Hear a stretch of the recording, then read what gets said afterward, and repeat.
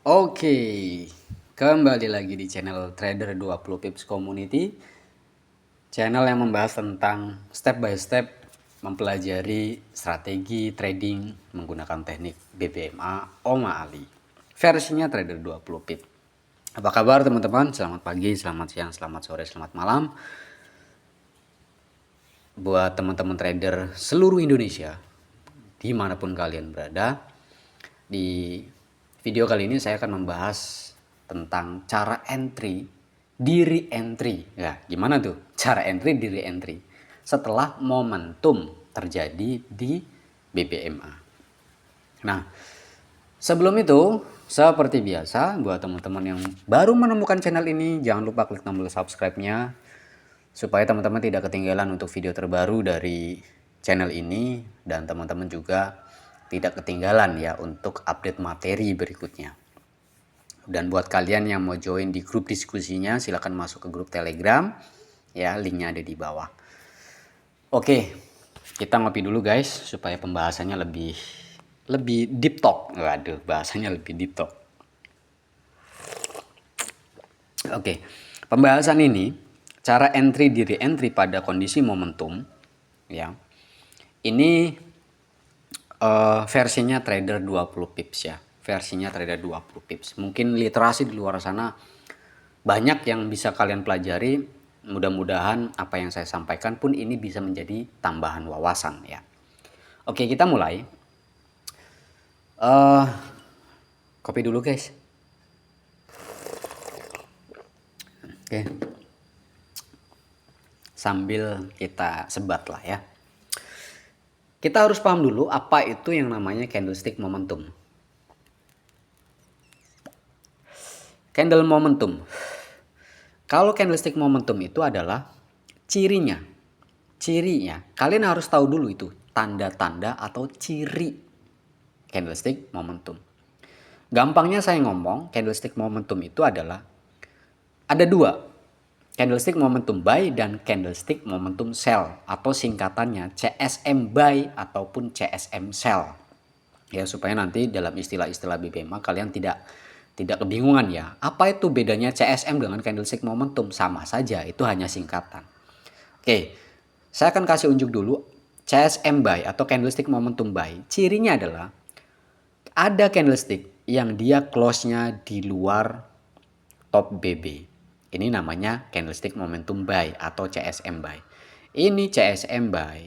Ini juga close di luar CSM buy. Ini juga CSM buy. Ini juga CSM buy. Apakah ini CSM buy? Bukan, karena dia close-nya sudah di dalam Bollinger Band. Oke, bisa dipahami ya.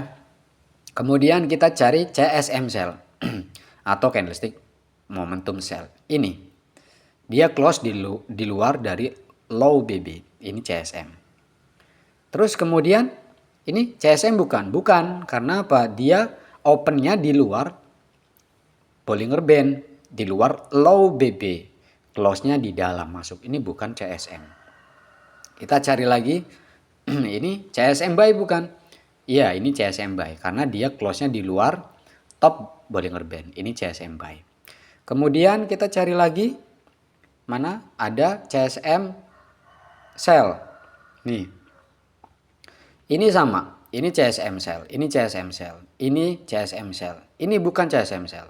Ini candle reverse lah bahasanya. Nanti itu akan kita bahas. Ya.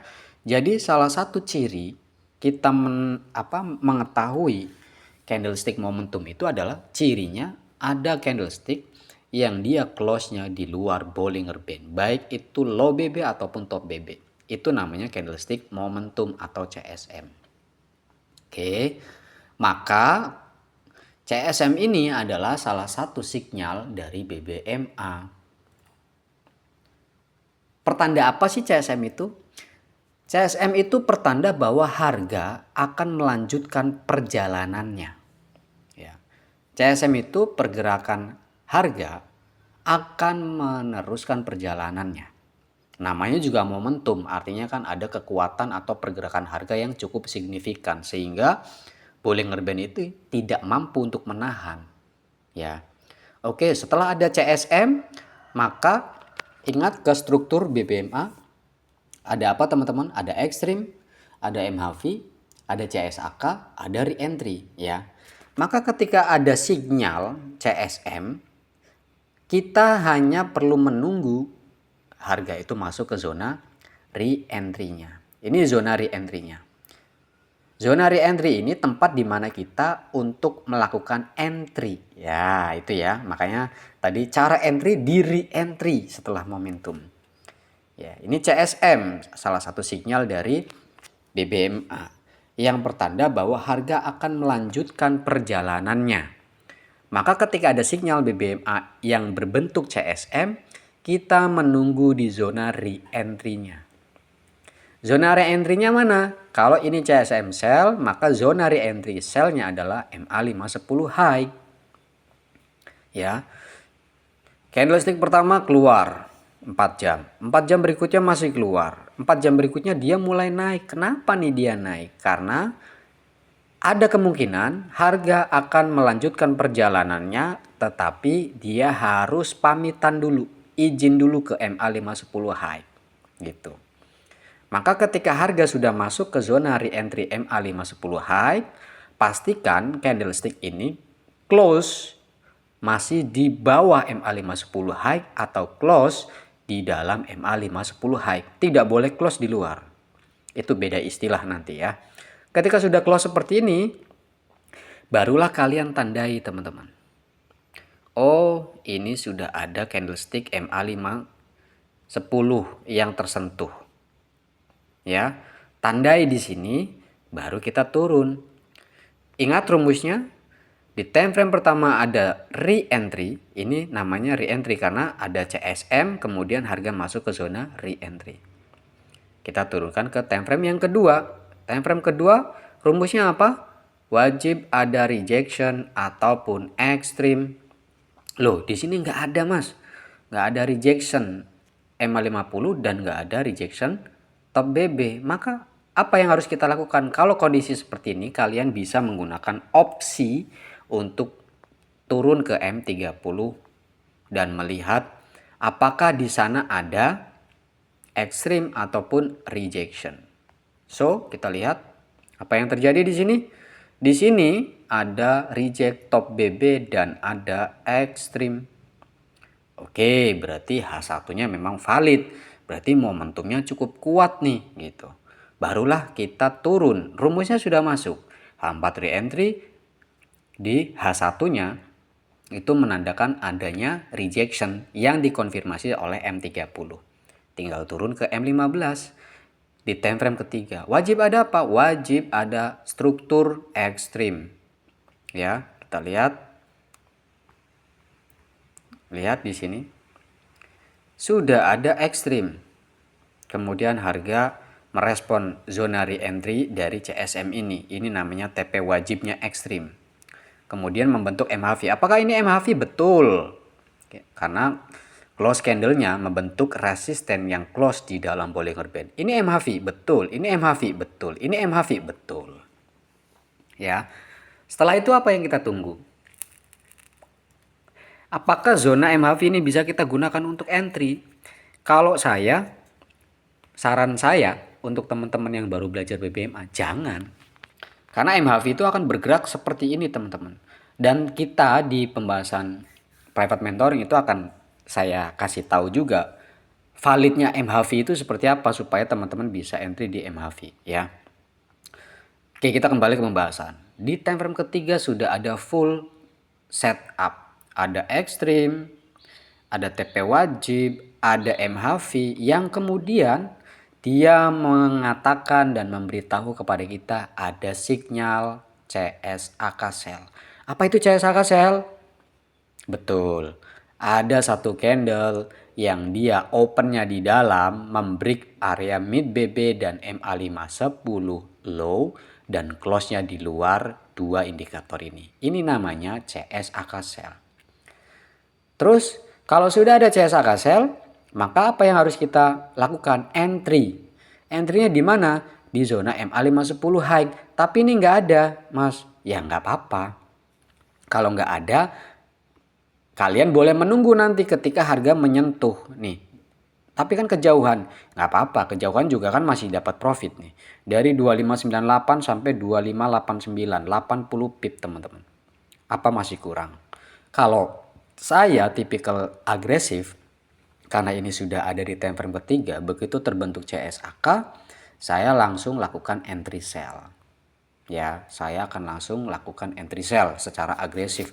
Meskipun terkadang betul akan kondisinya ada salah satu pergerakan harga yang dia akan langsung menjemput MA510. Jadi kadang-kadang keseret gitu. Tapi nggak apa-apa, resiko saya sudah saya batasi. Oke, kita kembali di time frame ketiga sudah ada full setupnya, maka kita hanya tinggal menunggu CSAK sell saja. Kalian boleh langsung entry ataupun menunggu di MA510 high ya. Dan targetnya kemana? Kita tarik Fibonacci-nya dari candlestick CSAK ke shadow yang tertinggi. Kalian bisa lihat di sini perjalanannya dia cukup jauh. Mana tadi kita lihat. Nah ini. Sampai ke TP3. Tuh, jauh teman-teman perjalanannya. Hampir ya. Hampir mau ke TP3. Oke. Dari sini ke sini udah ratusan pip teman-teman. Jadi kalau kita menemukan full setupnya BBM tuh wow, mantap sekali. Loh ini kenapa kok sampai TP3 mas, sampai TP2 minimal ya, atau sampai bahkan satu cycle-nya Fibo. Kenapa? Ya karena kita lihat nih di M15 downtrend ya. Kemudian di H1 kita lihat H1 juga sama downtrend. Di H4-nya tadi zona re-entry kita ini juga downtrend tuh. Ya. Ini kan momentumnya. Kita mencari zona di sini. Mid BB masih berada di bawah MA50. Ya, H4 bearish. Masuk ke zona re-entry dari sinyal CSM. Oke, turun ke H1. H1 mengatakan apa? H1 juga sama. Mid BB di bawah MA50. Oke. H1-nya nggak ada rejection. Cari opsi ke M30 menjadi ekstrim di sana. Dan di M30 juga confirm ada ekstrim dan reject top BB. Rumus kedua masuk. Kemudian di M15-nya. Di M15-nya kita lihat di M15 juga menjadi full setup. Ada ekstrim, TP wajib, kemudian MHV. Ya. Ada CSAK tunggu, break, entry. Tarik Fibo, target tercapai. Ya. Jadi itulah cara entry, diri entry setelah adanya momentum teman-teman. Pastikan teman-teman juga follow the trend, jangan counter the trend. Ya. Kalau pengen dapat target yang cukup panjang. Oke, bisa dipahami ya. Mudah-mudahan apa yang saya sampaikan ini cukup bisa dicerna, bisa dipahami sehingga teman-teman belajarnya lebih giat lagi, lebih mantap lagi ya, lebih semangat lagi lah. Oke, buat kalian yang mau join di grup Telegram silahkan langsung masuk ke grup saja, linknya ada di bawah. Yang mau pakai broker samaan dengan saya dengan spread yang cukup tipis, linknya juga saya taruh di bawah ya, supaya apa nanti melihat candlenya juga sama, jadi nanti tidak ada miskomunikasi di dalam grup gitu. Nah di saya sudah ada CSAK, tapi bisa saja di tempat teman-teman belum ada CSAK. Nah, itu bisa saja terjadi ya. Semoga bermanfaat teman-teman. See you next time and bye bye.